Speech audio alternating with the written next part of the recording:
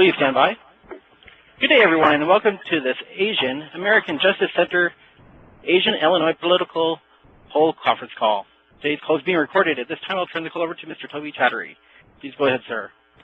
Great. Thanks for joining today's call by AAJC and APIA Vote. We're going to talk about the power of Asian American voters in Illinois in this election cycle, and we'll also hear from community leaders who are going to urge candidates and lawmakers in Illinois to address issues most important to Asian American voters. We're going to hear from 4 speakers today. We'll hear first from Mi Mua, who's the President and Executive Director of the Asian American Justice Center, also a member of the Asian American Center for Advancing Justice. We'll also hear from Christine Chen, who's the Executive Director of the APIA Vote, which is the Asian Pacific Islander American Vote Organization. We'll hear from Tuyet Lee, who is the Executive Director of the Asian American Institute, also a member of the Asian American Center for Advancing Justice. And we'll hear from David Merman, who's a partner at Lake Research Partners. We'll hear brief statements from each of these speakers. While they are speaking, you can get in the queue to ask a question. Simply, you can just press *1 on your number pad, again, at any time to ask a question, since we'll take questions after brief statements. But with that, let's start with our first speaker, with Mi Mua. Thank you, Toby, and thank you all so much for joining the call. Again, my name is Mi Mua. I'm the President and Executive Director of the Asian American Justice Center, a member of the Asian American Center for Advancing Justice. AAJC is really proud to be a co-author of this voter survey. We have a long history in working to protect the rights and interests of Asian American voters. We've worked closely with our affiliates, the U.S. Department of Justice, national civil rights partners, community partners, and key stakeholders on a number of initiatives, including Section 203 of the Voting Rights Act, requiring jurisdictions to provide a bilingual voting assistance to registered voters. In this area, AAJC has worked for years to ensure that the AAPI community knows their right to vote and understands the laws that directly affect their communities. We have conducted workshops that focus on how community members can work with elected officials, or with election officials, to make sure their language assistance is effective and accessible to the AAPI community. We have also engaged in Section 208 of the Voting Rights Act to ensure that voters get the assistance they need from the person of their choice in order to cast a ballot. Section 208 protects those voters who need assistance because of blindness, disability, or the inability to read or write. And for this upcoming election, we are launching a voter education campaign to ensure that Asian American voters know their rights. We are also prioritizing voter protection work to ensure that the Asian American vote is not suppressed. We have, for the 2010 census, we engaged in redistricting, where we partner with the NAACP Legal Defense Fund and MALDEF on a national redistricting handbook. We have worked with local community-based organizations to ensure fair redistricting. In the courts, the AAJC has filed briefs before the United States Supreme Court on every major case that affects the protection of Asian Americans and their ability to have their vote counted. Our new survey is a major component of our overall work, and is particularly important and timely in understanding the Asian American electorate. As a Hmong American and as a former elected official, I fully understand the influence the Asian American community has in the electorate today and their potential to change the political landscape of this nation.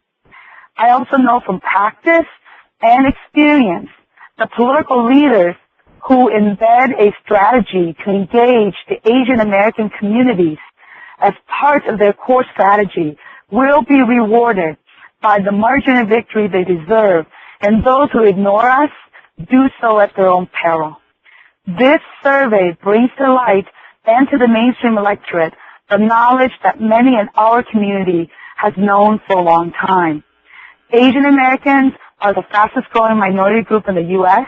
With over 17 million AAPIs, the community has nearly doubled since 2000.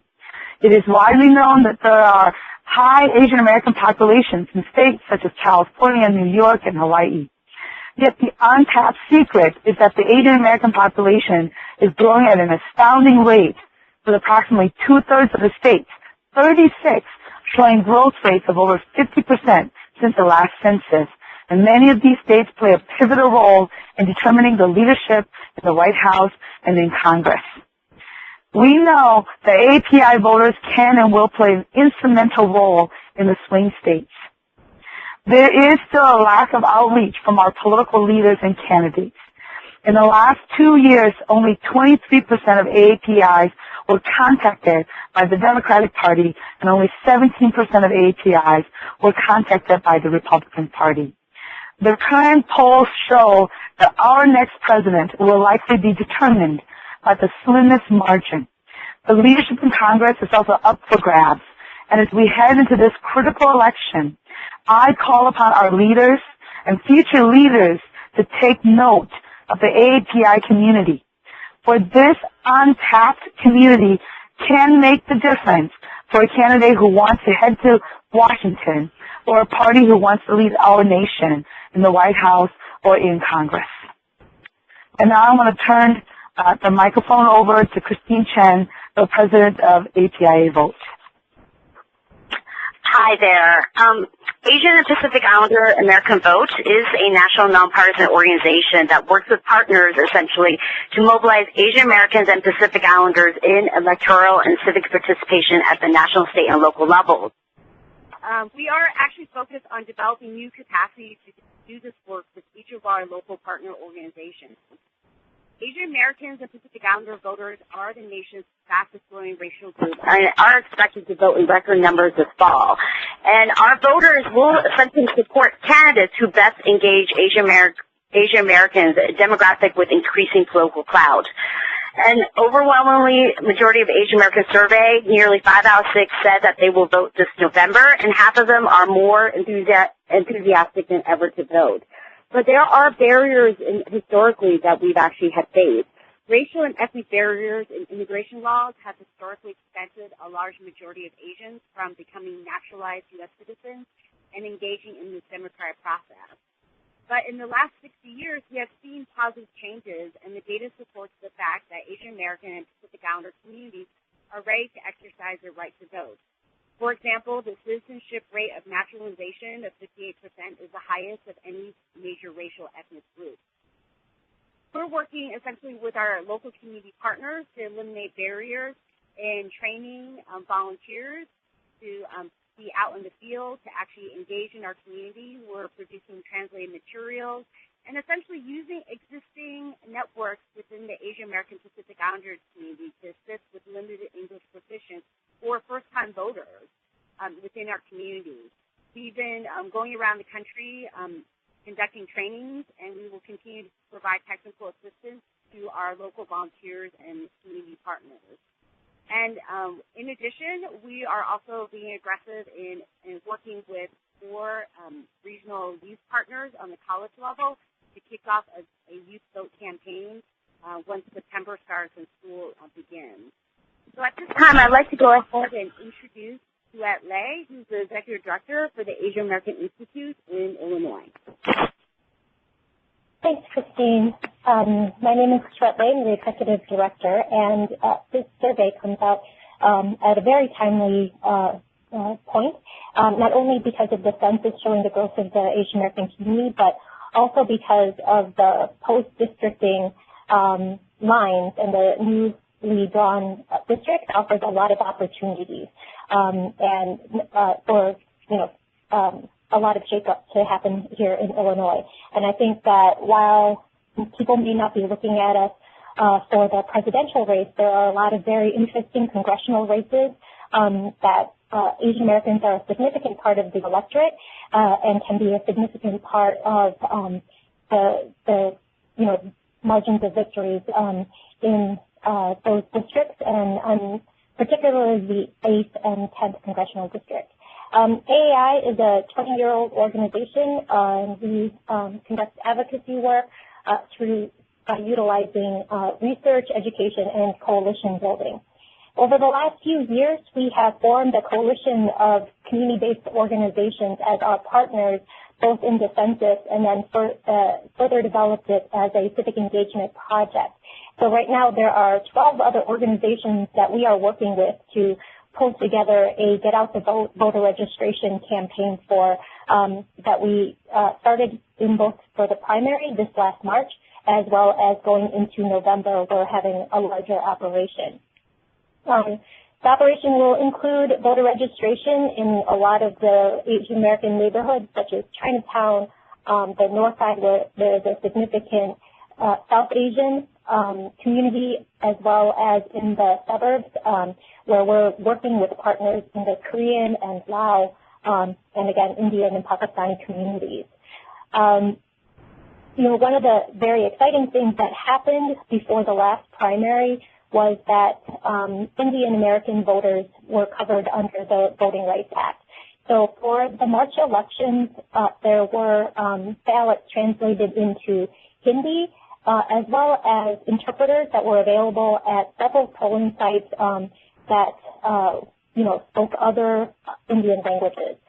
So we anticipate doing poll watching in a lot of those sites as well. So Cook County is covered for both Chinese language, which happened in 2000, and then now for Indian voters, and that will impact the city as well as parts of the suburbs. So that's a very exciting, development here that I think will actually push voters out to, Asian American voters in particular, out to the polls in this coming November election. After the redistricting process that just wrapped up, we can see that there are congressional districts that have significant number of Asian Americans. The 9th Congressional District, which is currently represented by Representative Schakowsky, has always had the largest number of Asian Americans and remains so at over 85,000 Asian Americans. The next congressional district is the 8th Congressional District, which is represented by Representative Walsh currently, and just actually has 84,700 Asian American voters. And the candidate challenging Representative Walsh actually is Asian American. It's Tammy Duckworth. And then the third largest district is the 10th Congressional District, which is represented by Bruce Dold, and it has Democratic challenger Schneider. And two of those districts have significant organizations that are doing and have done GOTV work in those districts. So there will be operations in the 8th Congressional District. Well, actually, all three of them will have partners that AAI is working with in the 9th, 8th, and 10th districts. And those have had historical operations going back to the 2000 elections. The other thing is that with the civic engagement work, that there's a lot of work in between the elections. And one of the things that we're doing is that we launched a state-level Asian American caucus. So even though there are no Asian Americans in the state legislature in Illinois, we have gotten commitments from our legislators who are non-Asian but represent our communities to form an Asian American caucus, and we'll be having a meeting with them next week. So they will be forming as a caucus, and they will be meeting with several of the community organizations that they committed to listening to the issues that our community faces. So that's a significant way that we are engaging, not just our community, but also the legislators themselves in order to have a sustained dialogue with our elected officials and be able to put forth a state agenda and hold the elected leaders accountable. And this is both through the dialogue as well as the voting work that we are engaging in. So I want to then now just present and introduce the researcher for the project that we're releasing. David Merriman is a partner with Lake Research Partners. That's based in D.C., and he has 16 years of experience. They are the polling and research firm that conducted the study that we're presenting today.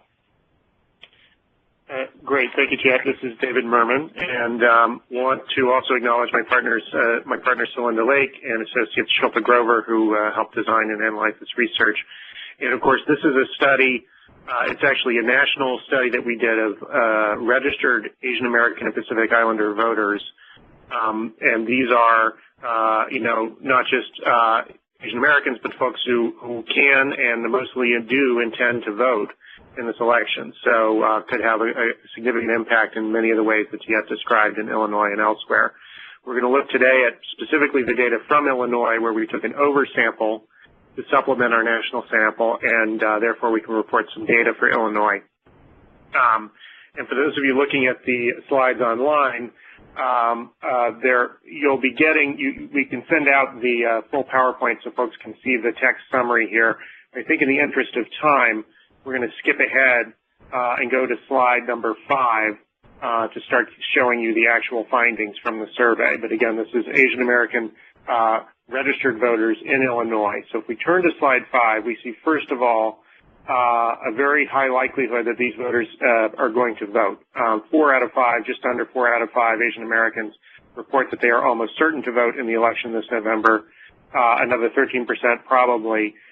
So they are interested in this election, and there's a potential record turnout among Asian American voters, both in Illinois and nationally this year. Some other demographic information about these voters, if you look on slide 6,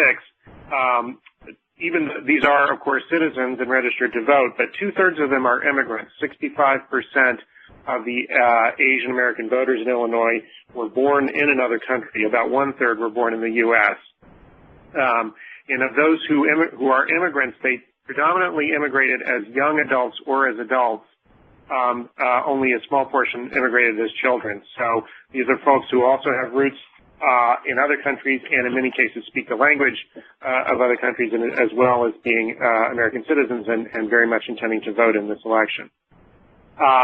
If you look on slide 7, you see that even among those who were born in the U.S., the substantial majority of those, 86%, have immigrant parents, so they are second-generation immigrants. And it's just worth noting again that in order to reach out effectively to these communities, folks have to understand where they're coming from and the concerns that they have. And obviously, immigration is a fairly recent experience for many of these voters. Turning to where they get information on slide number 8, we see that the #1 source of news on politics and issues in the U.S. for Asian American voters in Illinois is television news. 63% use TV as a news source. 43% use internet and social media, so that is a growing and very important way of communicating. And 34% rely on newspapers. That is still an important source. And then quite a bit below that, you see radio, friends and family, and other sources. Notably, when they're consuming those media, they're consuming them in many languages. And on the next slide, slide 9, we see the majority of Asian American voters are getting their news in English, 61%, but we do have a substantial number, 38%, who are getting their news either in an equal mix of English and another language, or mostly in another language. So in order to reach out and completely to this community, very important to reach out in those other language media. And notably, even though a majority are getting their news in English, we do have 80% of these voters who say they speak at least one other language at home in addition to English. So, and it's a range of languages in Illinois, Korean, Hindi, Mandarin, Cantonese, so a wide range of languages, but still getting a lot of their information in English as well as in other languages. Turning to some attitudes, and the next slide is just a title talking about how Asian Americans feel about what's happening in the United States. And on slide 11, we asked, just as a sort of baseline attitude, how do you feel things are going in this country? We do have about half of the Asian voters in Illinois saying things are going in the right direction. 32% think things are going on the wrong track. They're generally more optimistic than other voters in this way. We saw substantial majorities of all voters saying the country's going in the wrong direction. Asian Americans more optimistic, both in Illinois and nationally. And when we ask how things are going for people like you, it's still a plurality, 46%, who think things are going in the right direction. That does not mean they're happy with everything, however, and on slide 12 we see a majority saying that they don't think the economy is doing very well, and we have 56% think the economy is just fair, another 21% who think the economy is poor, so a large majority believing that generally the economy is not good and only 20% thinking it's good or excellent. So despite that concern about the economy, they think other things are going fairly well in the country. And that is reflected in their views of President Obama. Questions are on slide 13, and of course, this is Obama's home state.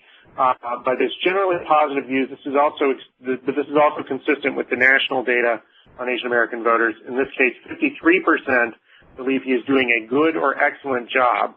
And with all voters, including Asian Americans, his personal favorability is higher than his job performance. But here we see still a majority saying that the president is doing a good or excellent job. Another 32% just fair, and only 12% think he's doing a poor job. So pretty positive about the president and about the direction of the country, even though they're concerned about the economy. Turning to the political attitudes, and we skip to slide 15, we see the favorability. As I mentioned, favorability and job performance not the same thing. So pretty good for President Obama on job performance.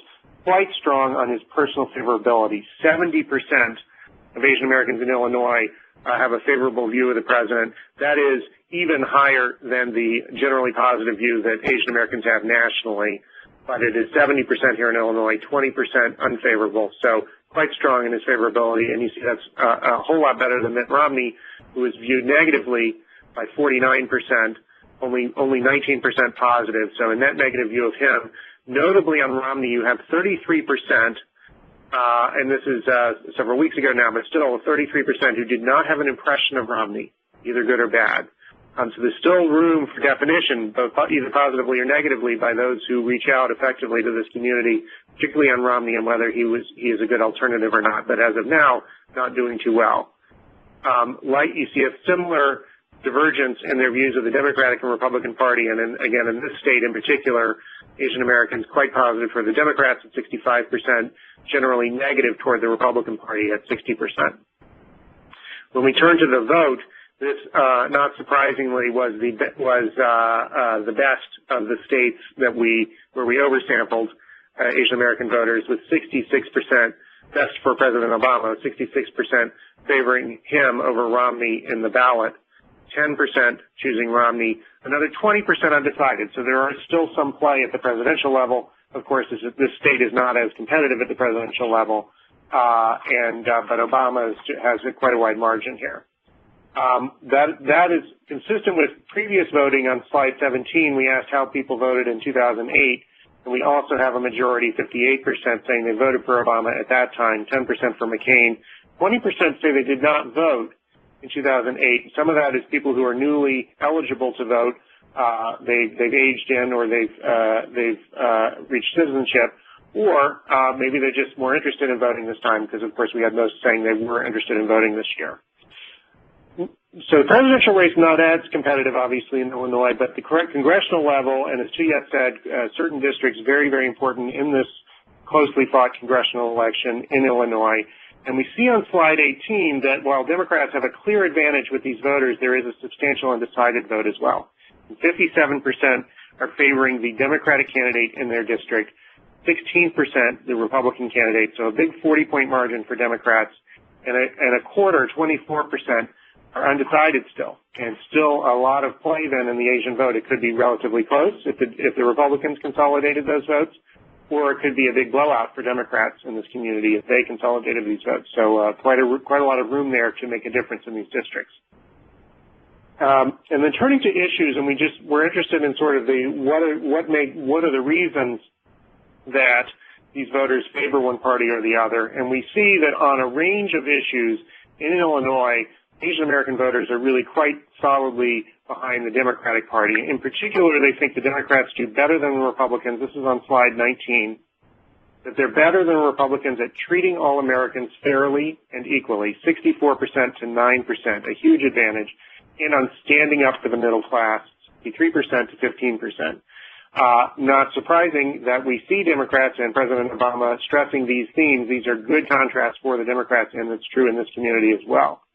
There are also substantial advantages. They're not quite as intense in the areas of foreign policy, education, taxes, and immigration. All of these advantages for Democrats, but it's about half of Asians who really give Democrats an advantage on these, just a handful giving Republicans the advantage, and you have over a third in all four of these issues not sure which party is better or saying there's no difference.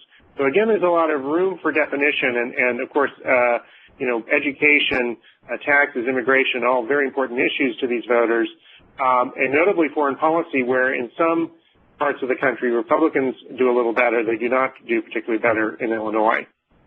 And then on the next slide, we see some additional issues comparing the parties, and we see the Republicans doing a little better on some of these. For instance, national security, they get their high point at 24%, but even on that issue, Asian American voters do favor Democrats 39 to 24. But note on all of these, health care, budget deficit, sharing your values, jobs in the economy, there is, again, over a third who are not sure which party is better, and it suggests a need to reach out and clarify for these voters what the differences are for candidates who want to win their votes. Finally, last set of findings is on engaging these voters, and we would note, and this was mentioned at the beginning of the call, and it's true here in Illinois as well, that the vast majority of these voters have not been contacted by candidates or organizations for either major political party. There has been more outreach by Democrats in this state, but nonetheless, on slide 22, we see just 26% say they've gotten some or a great deal of contact from the Democratic Party, so about a quarter.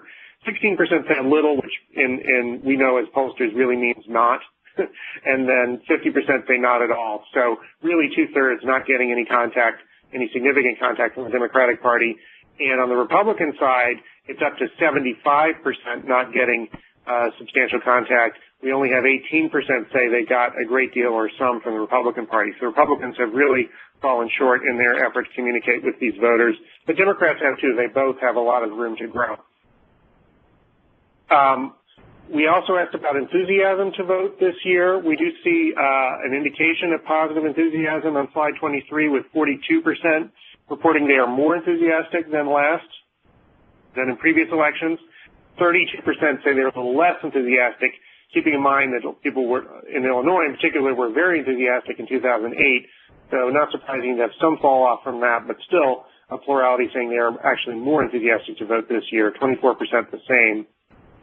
And we mentioned the language on slide 24. Remember, 80% of these voters speak another language at home. Most of them are also fluent speakers of English, but nonetheless, we do have 25% who say they would be more likely to vote if they had in-language assistance. So 25%, a substantial portion of this community, say, if I could get some in-language assistance in voting, that would make me more likely to vote. Obviously, that's an important tool, an important part of this larger effort that's going out to these voters. So that's an overview of the findings. Let me stop for time and turn it back to Toby, I think. Great. So we have time for questions now. So just press *1 on your number pad if you'd like to get into the question queue. And I believe we have someone in the queue right now. I'm going to also bring Leonie Campbell in, who's my colleague from AAJC, to help with moderating these questions. And on the phone lines, that is *1. Do remember, if you're using a speakerphone, make sure the mute function is released to allow your signal to reach the equipment.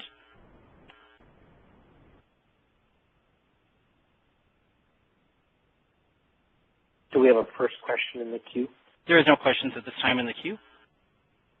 So don't be shy, folks. You could ask questions unless you think we've covered it all for you. And we will have our first question from Nick Maroney. One moment. And that's from the Chicago Reporter. Hi. Have I gotten through here? You're live, Nick. You're live. All right. Hi, Nick Maroney from the Chicago Reporter. The question is for, I believe it's Kristen Chen. Is that correct? Christine Chen, correct? Christine Chen. Forgive me. I'm just wondering if you could elaborate on the racial and ethnic barriers that you referred to when you were talking about folks, there being some prevention of folks participating in the democratic process. Yes, like in the past, like 60 years ago, the Walter McCarran Immigration Act actually allowed immigration laws to change. So Asian Americans, for the most part, were finally able to actually naturalize as U.S. citizens. And so since then, we've been able to continue to increase voter participation rate just for the pure fact that more Asian Americans can actually immigrate and become U.S. citizens. In addition to that, we still are facing language barriers and also the understanding of the process. Okay, that's what I was asking about, something more contemporary. Is that what you're referring? Okay. Yeah, so in terms of more contemporary, we're still working with limited English proficient communities. Also, 2/3 of our communities are still first-generation immigrants, so they actually are very new to this whole process of voting and democracy. So a lot of education needs to go into what that actually entails, especially since voter registration laws and voter ID laws continue to change from state to state and becomes more complex and sometimes difficult for first-time voters to actually understand how to actually engage in that. So that's why this round we've actually done a lot of trainings around the country to actually train our volunteers and community-based organizations who have the access and the networks to these community members so that way they can actually best educate folks about these new changes. Okay. Yeah, that's pretty much all that I have. I just wanted some clarity on that. Great. Me or Tuet, are there other things that you'd want to add on barriers? I mean, I guess also if somebody could be a bit more specific with regard to, you know, I guess the state of Illinois rather than, because I think you were speaking nationally or in general, right, Kristen? Right, I'm speaking more nationally, so I would defer to Tuet to actually talk specifically more about Illinois.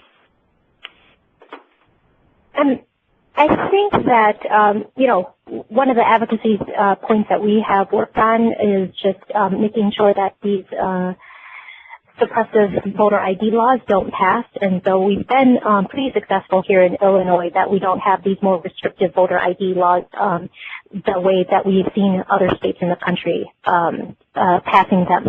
But I do think that the ballots that have been translated as well as just some voter education materials in Chinese and now in Hindi have been really helpful.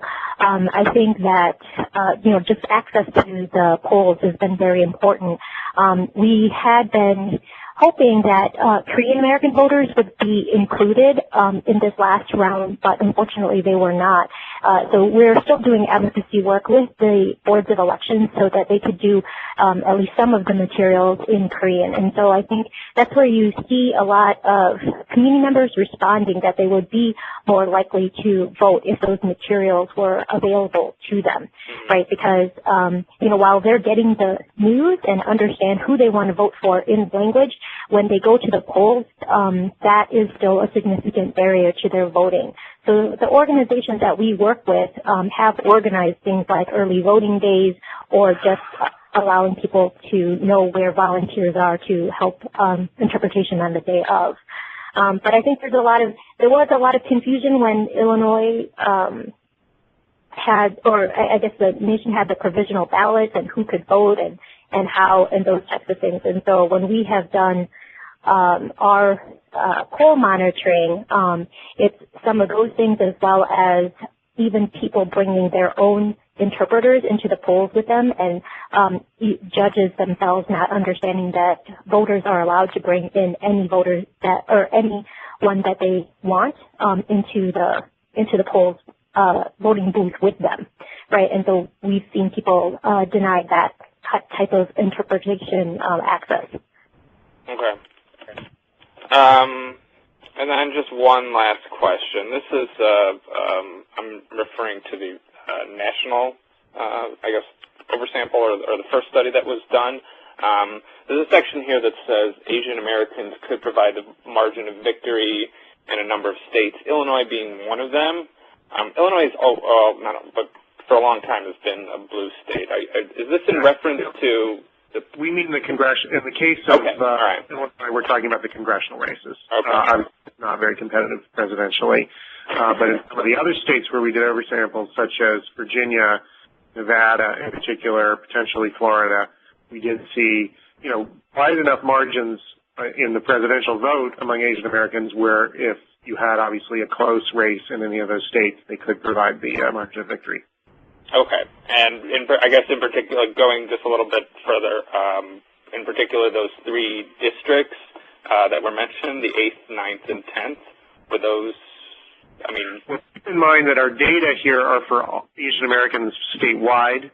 Okay. So we can't really break it down by district in terms of their preferences, but you do see the generic congressional ballot here with a substantial advantage for Democrats, but as I noted, quite a few undecided voters, more undecided than we have at the presidential level. So still some room there for both parties to, try to make some headway. And substantial numbers of these voters in our sample, of course, are in those districts because that's where the population is concentrated, but they're too small to break out district by district. Okay. All right. That's all I've got. Thank you, guys. I appreciate it. And once again, star one if you have a question. We'll pause to see if there's any further questions on the phone lines. Odette or Pam, I guess checking to see if you all have any questions specifically.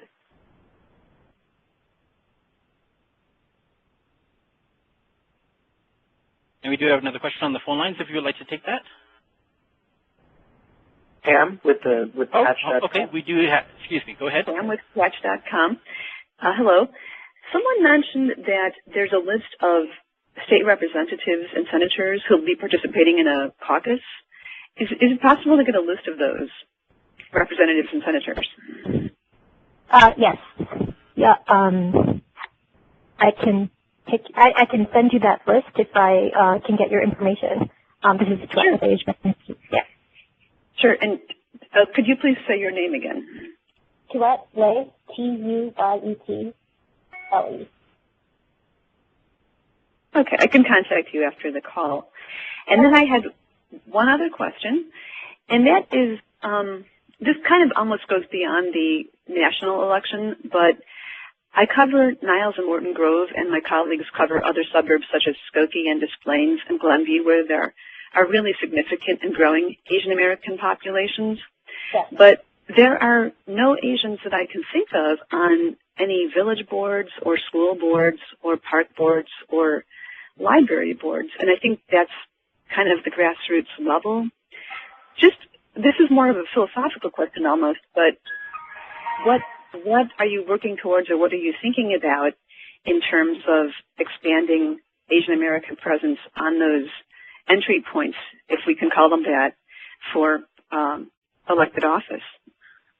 Well, actually, there are a few Asian Americans who are elected to some of those that you named. I know for sure Gary Clearville is on the Park District Board for Skokie.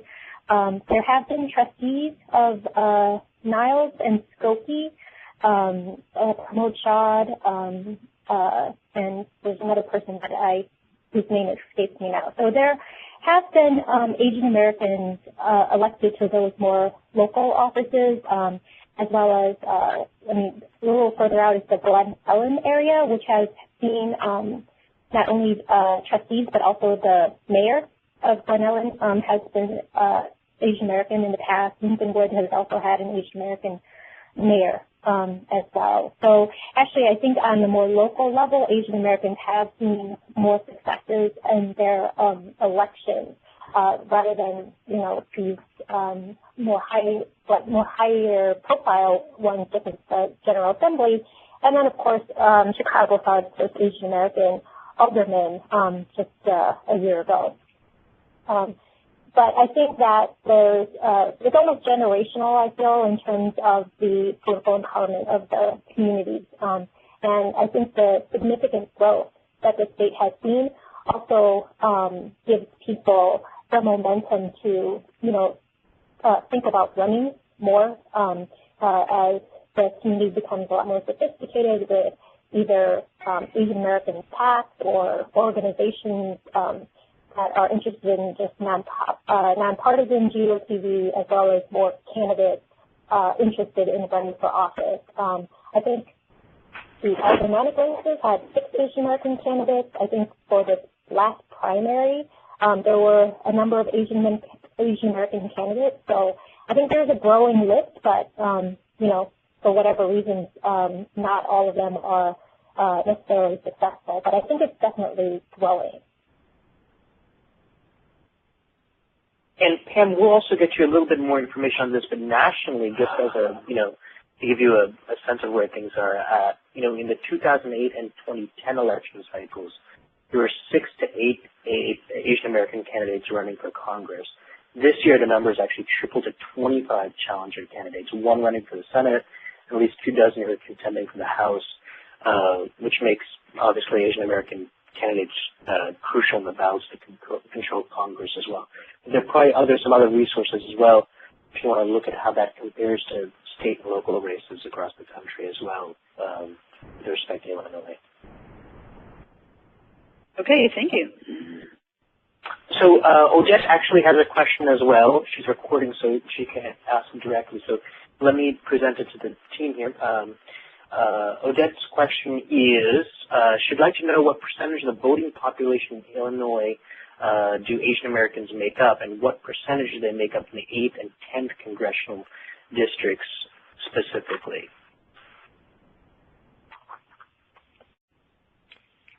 I just have the population numbers. I don't know if I have, I don't think I have the voting age population on hand, but I could find it. I do have the Asian American population numbers for the district, though. What is that? What are those numbers? So for the 8th congressional district, Asian Americans are 11.9% of the population at 84,717. And for the 10th congressional district, they are 9.1% of the population at 64,668. And then for the 9th congressional, that's the highest at 11.97, and it's 85,339. That's the 9th congressional district. Terrific. And Odette, I think we can probably follow up on the statewide percentages as appropriate too. We'll send you that information by email. Great. I think that's our last question for this call. Thank you all for joining us. I think you all have both Leonie and my contact information if you have any additional questions. Please follow up with us. And otherwise, again, thanks again for joining the call. Ladies and gentlemen, that will conclude today's conference. We do thank you for your participation.